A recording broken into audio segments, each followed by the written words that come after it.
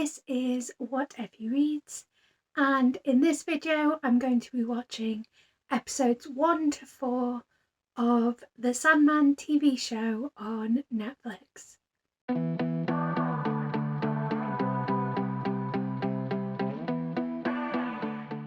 As I'm going to be watching and reacting to these episodes, please be aware that this video will contain spoilers.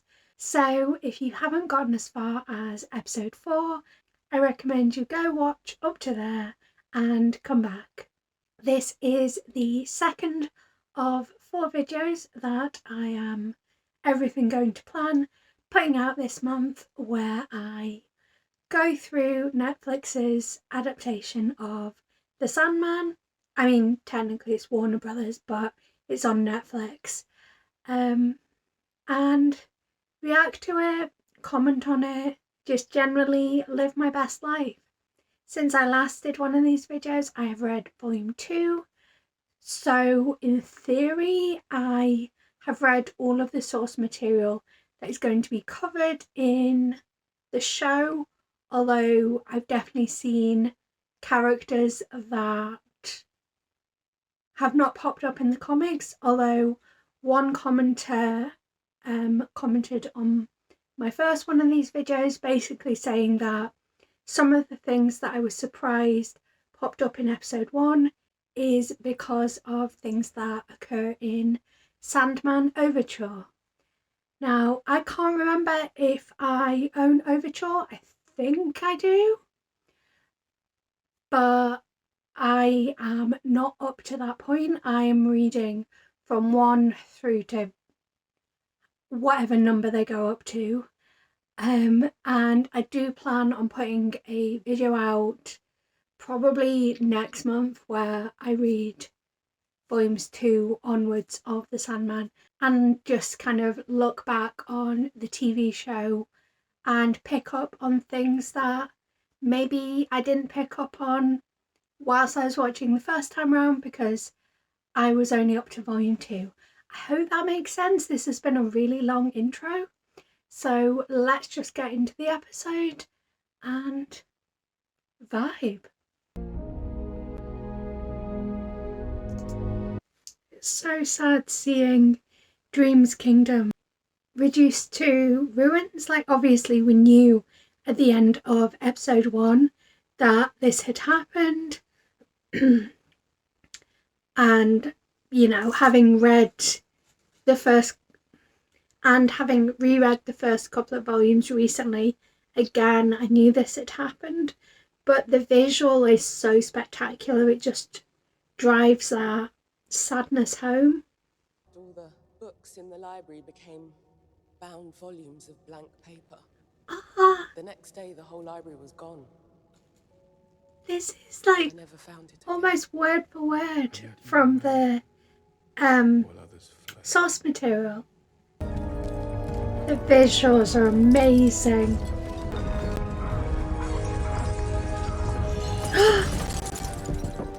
Quiet place you got here, Ethel. Mr. Corinthian. I'm a summon 3 and 1. Yay, I can't wait to see the Hecate. It hasn't come to Are we gonna see Cain and Abel? So excited. It's Gregory!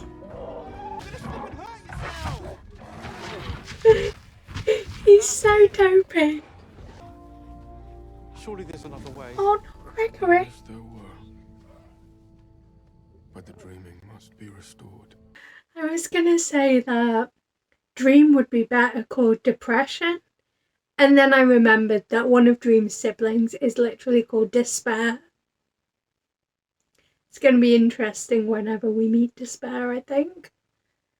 Although I'm not sure if we're going to meet them in the first season. Maybe. Good luck, my lord. Simpering suck up.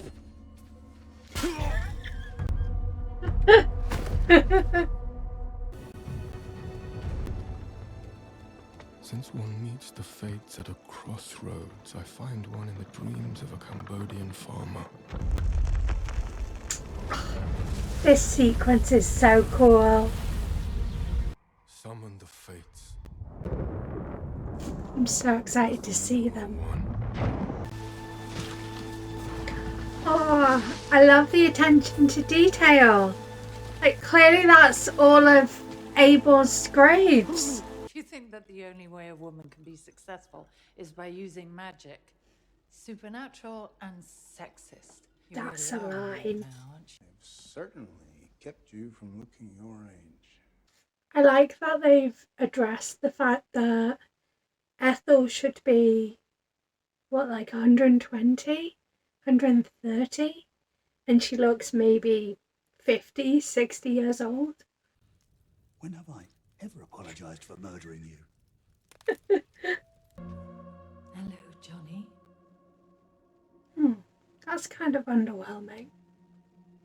Just gonna pause a sec because this is a change like I don't really appreciate.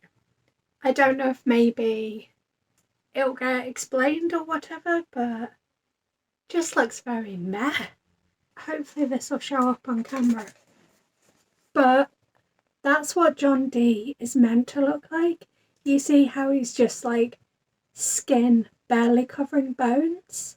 Like there's some like close-ups of his face. So that's quite a change. And he just looks so meh. Kind of like doddering, pathetic. I don't know if maybe they're going to alter his character, but so far this is the first thing that I'm kind of unimpressed, underwhelmed by. Hospital, John, not prison. Oh, so that was episode 2. Overall, I really enjoyed it. A lot of the tweaks that have been made are really cool. It's interesting the fact that Gregory had to be sacrificed. That surprised me because that's not something that happens in the comics, or at least not in volume 1 or 2. I feel like Corinthian coming back to Dream and then going back to the waking world matches it up with the comics, because you don't see Corinthian in the first issue of the comics, but Corinthian is out in the world later on. So that makes sense to me. What else? I like Ethel Krebs. I like that we got some explanation about the age thing, because the characters would be too old. I'm guessing that's why we've got Joanna instead of John Constantine, because again, it's about the ages of the characters not quite matching up. The only thing I don't really like is what they've done with John Dee, and the fact he's in a hospital instead of a prison is a bit different. But then we've still got quite a lot of material to work with, so maybe things change up a bit. I don't know. I am very excited to see Dream's interactions with Joanna Constantine. I'm very interested to see Dream go down to hell. Just very excited for what's to come. So I'm just going to jump straight into episode 3 now. I just want to say I really like the character of Joanna. I'm still hoping that she's going to be queer, but I wouldn't be surprised if, like, the person that has the sand is, like, her father's ex-girlfriend or something. But, like, she's really cool. I like her so much. Dream of a world without the Sandman. We could start again. Do you know who I am? Not entirely, but I don't even know who I am anymore. A couple hours ago, I apparently died in my sleep, and now I'm a bird. I used to have thumbs. Now I have these things. Yes, and you must use them to fly back to the dreaming. I really like that they seem to be exploring more of Matthew's backstory. I've said before in this video, but I'm only up to volume 2 of my reread. Like, I've completed the second volume and you do see Matthew, but you only get like little snippets. So I like that we seem to be exploring a little bit more of his backstory. Because it never ends well, does it? What? Love? No. I suppose it doesn't. Yes! They made her queer! Perfect. I was hoping that would be the case, but I wasn't sure because, like, you never know. But it just makes me so happy. If you're out here waiting for human beings to help anyone but themselves, you're gonna be sitting out here. I love a cynical raven. Oliver. Bisexual or pansexual. Ryan. Love it. But you want your sand back so that you can save all of humanity? Well, here she is! But we're all just Roderick Burgess to you. All you care about is your sand. Your power. Please let us see her beautiful dream. Please. I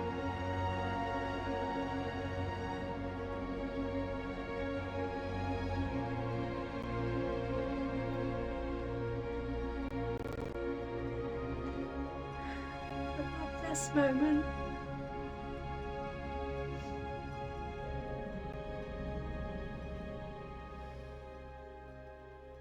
Don't you fucking move!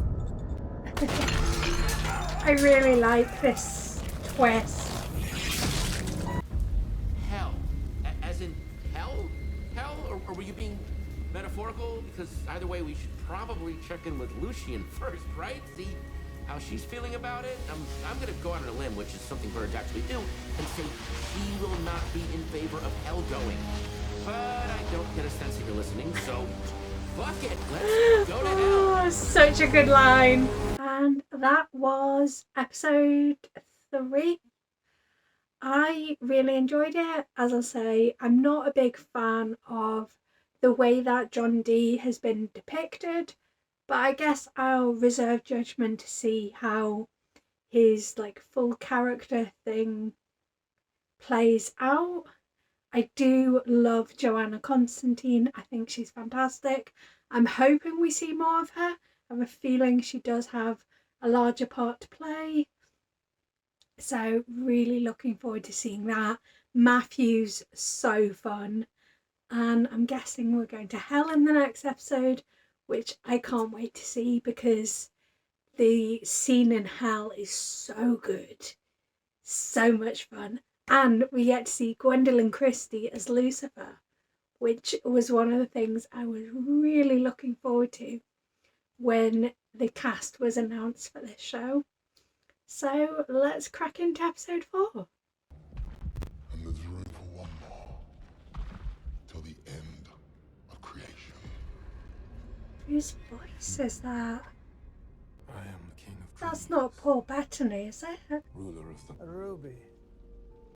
But like no other, like nothing you've ever seen. She had me arrested, of course, and thrown in prison. Just gonna pause here because I really don't care about John Dee's storyline. Like, I get they are weaving it in so that it's a bit more cohesive, but I just don't care, especially because you've got Morpheus, Dream, whatever you want to call him, down in hell at the moment, and you've got this tedious nonsense. Like, I know it's part of the original story, but I didn't like it in the original story either. And like, I like Rosemary, and it sounds like she's got a different backstory, so maybe her story arc is going to go somewhere different. But yeah, I just want to get back to hell, basically. Which is a very odd sentence to be saying. It is you.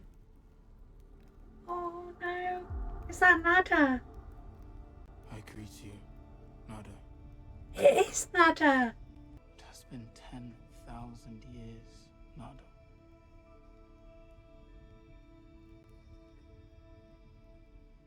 Yes. I still love you. But I've have not yet forgiven you. So I feel like this is once again the show weaving in later story arcs to make a more cohesive overall story. Because I'm pretty sure you don't meet Nada until volume 2, but I love that this has been introduced now, and thematically it works really well because we've just seen Joanna and Rachel's story, and Joanna was asking Morpheus Dream, whatever you want to call him, about his dating history, and now we see the woman that Dream loved 10,000 years ago. We've just seen. I just think how it works really well, and I'm happy to see these stories being introduced earlier. And I think for people that haven't consumed the comics, I think it makes it a lot easier to see the cohesive story. I think part of the joy of the comics is the way that everything slowly comes together, but it does seem a bit random when things are first introduced. So this makes it more of a through line. And I do quite like that we're seeing Nada in hell, or what we think is Nada. We don't know if that is actually her or not, or if that's some torment for Dream. But yeah, I'm really happy. It also does an interesting job of showing that the Endless can take whatever form they want, which I feel like is important, especially because we see, or we're going to see, Desire at some point in the next 6 episodes. And I feel like Desire's another one of those that takes multiple forms. But yeah, I like seeing Dream in this form.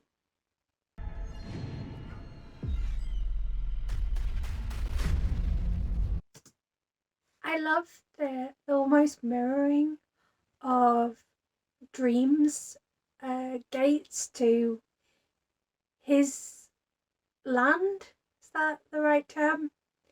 So instead of, I can't even remember what the gargoyles are, but instead of the gargoyles that Dream has and the bone and ivory gates, we've got this massive, what looks like an iron gate with an upside down pentacle and 2 goat statues. I think it was 2 goat statues. I love the way that that's calling back to Dream's entryway. And yeah, I'm so excited. I can't believe we're going to meet the Kings of Hell soon.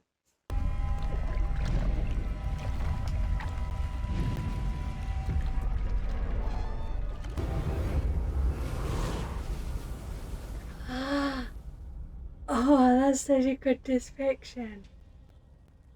Corazon, whom will you choose to represent you? I choose you. So. That's such a cool new dynamic.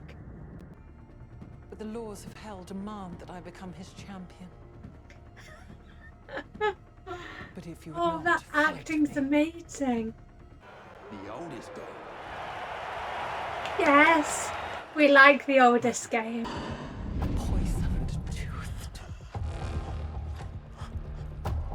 This is so cool.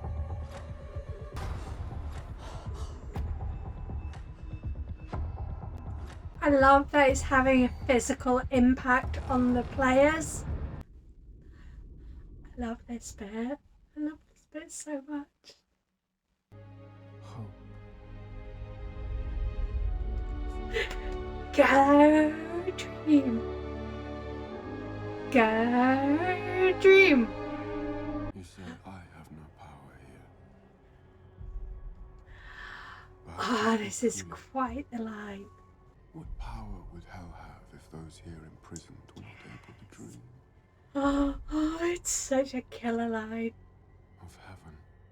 I love that it's keeping some of the best lines from the original story. Sweet rosemary. Unfortunately. Here, What? take it. That's Wear it. that's different. From now on, no one will be able to hurt you, not even me. There's no need to be afraid or tell a lie ever again. And that was episode 4. I think I said multiple times during that episode, and I think to an extent the previous episode as well, that I just really don't care for John Dee's storyline. But that change that they made to Rosemary's storyline there, I really like that. I'm all in favour of that. That was really cool. But, I mean, I know Dee's storyline is important. He just doesn't do it for me. Maybe because the way that he's been portrayed, and like this production has got Gaiman like so involved in it, so clearly this was Gaiman's vision for John Dee, but that wasn't how I took him from the comics. Like, he seems like a blethering idiot, like powerful. And I guess that's the important thing, that like he's stupid but really powerful, and that's a very dangerous combination. But that wasn't how I saw him when I read the comics. And I think I also don't like the way that he's been portrayed. Like, the other characters are portrayed closer to the comic book look, and yet he just looks like a doddering old man. Like, doesn't do anything for me. And like part of it was the ruby was meant to like affect him physically. That was part of the effect of him abusing the ruby, was that he had physical effects from it. So like not my cup of tea. I did very much enjoy the way that the oldest game was depicted. That was really cool. And I'm interested to see how Lucifer might have a part later, as well as Mazikeen. It was a really pleasant surprise to see Mazikeen, as like I'm aware that the Lucifer comics were also derived from this. So I guess like unconsciously I knew the TV series Lucifer and Lucifer's friend Mazikeen came from the mind of Neil Gaiman, but I don't think I put the two together. So it was really nice to see Maz in this episode. I'm looking forward to the next couple of episodes. Maybe not so much episode 5, because that's going to be John Dee's episode, I'm guessing. Like, it was a really cool thing that happened with John Dee in the comic, but I just don't care. And then it'll be interesting to see where the rest of the story goes. Like, the way that it's following the story, I think episode 6, now I could look at the titles and actually find out, but I think episode 6 is where I will see my favourite character. Although I do very much like Matthew and Joanna, actually. Lots of really good characters. Now, before I go, I just want to look up who some of the actors were, because I recognised their voices, I thought I recognised their voices, but I couldn't figure out who they were. That's interesting. So Squatter Blow was played by Martin Ford, and I can't immediately see what I would recognise him from, so maybe he's just got one of those voices. But the character that has Morpheus's helm is played by an actor. I see him quite a bit on TikTok, but he's not an actor, sorry, a comedian. But he's a relatively well-known comedian in the UK, so that'll be why I recognised him. I thought I did, but with all of the makeup and effects and whatnot, I wasn't 100% sure. So I'd love to know your thoughts on the series so far. Please limit any spoilers to up to the end of episode 4, as you know, I am still currently watching this show, but also people that watch this video may not be up to episode 5 and beyond. But yeah, make sure you are subscribed and click the bell so that you know when my next video comes out. I usually talk about books, but I also do bookish adaptations, and I'm doing quite a bit of Sandman content at the moment. So love you, and until next time, bye.